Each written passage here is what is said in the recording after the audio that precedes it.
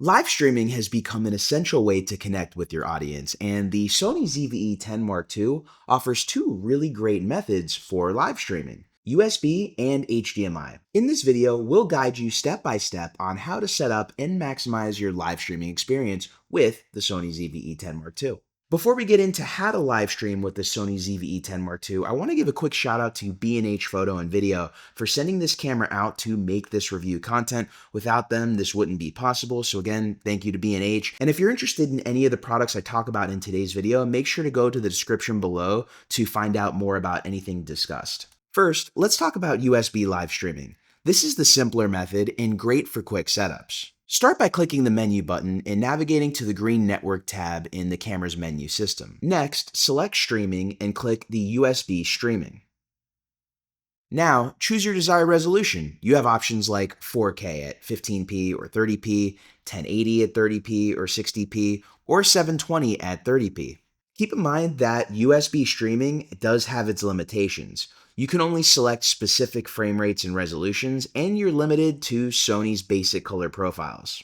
I also do want to mention when testing the USB-C live streaming, in the 4K mode, the camera did overheat at around 45 minutes. For a more professional setup with greater flexibility, HDMI streaming is the way to go.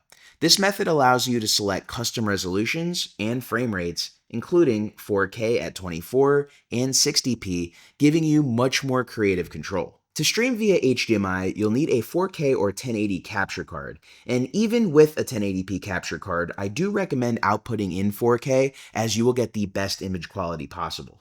To set up HDMI streaming, first go to the dark yellow setup tab in the menu, then scroll to option 12, external output.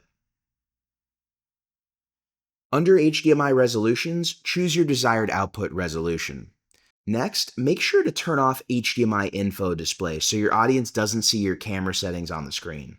If you want to choose S-Log3 and use your own custom LUT, this will only work over HDMI but will give you the most creative control over your stream. Now, when it comes to overheating, the ZV-E10 II unfortunately did overheat in the HDMI mode as well, but not nearly as quick. It lasted for around an hour and 29 minutes. So no matter what mode you choose, this camera will overheat, but it really depends on what you're going to use live streaming for, which would also help dictate which method you want to use. I think for more professional options, you're going to want to stick with the HDMI.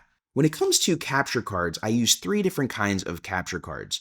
The first one is a 1080p only capture card from a company called KONDOR Blue. It's very simple, it's USB-C, I use it with my MacBook all the time, and at this point it's my most used capture card because most of the programs I use only work in 1080p. The second option is from a company called Cam Link. Cam Link's option is almost like an old USB-A thumb drive, and that's one of the benefits and disadvantages of it, because if you're using a newer computer, you're going to have to convert it to USB-C, but they do offer a 4K option, so if you need to live stream in 4K, the Elgato is probably the most cost-efficient you can get. The third option is the most professional option, which is the ATEM Mini Pro. Now, this really makes the most sense if you're going to be streaming with multiple Sony ZV-E10s.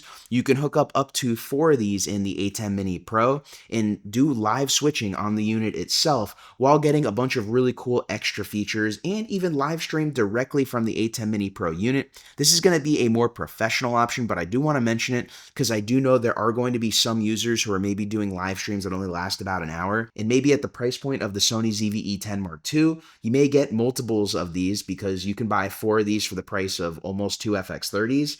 Makes a lot of sense in certain situations. So if you're interested, I have links to everything discussed in the description below. Whether you're using USB for simplicity or HDMI for professional results, the Sony ZV-E10 II has you covered. Experiment with these settings to find the best fit for your streaming style. And don't forget to like, subscribe, and hit that notification bell to keep up to date with the latest content from the channel. I want to thank you as always for joining me. My name's Jeff Fagien, and I will catch you in the next video.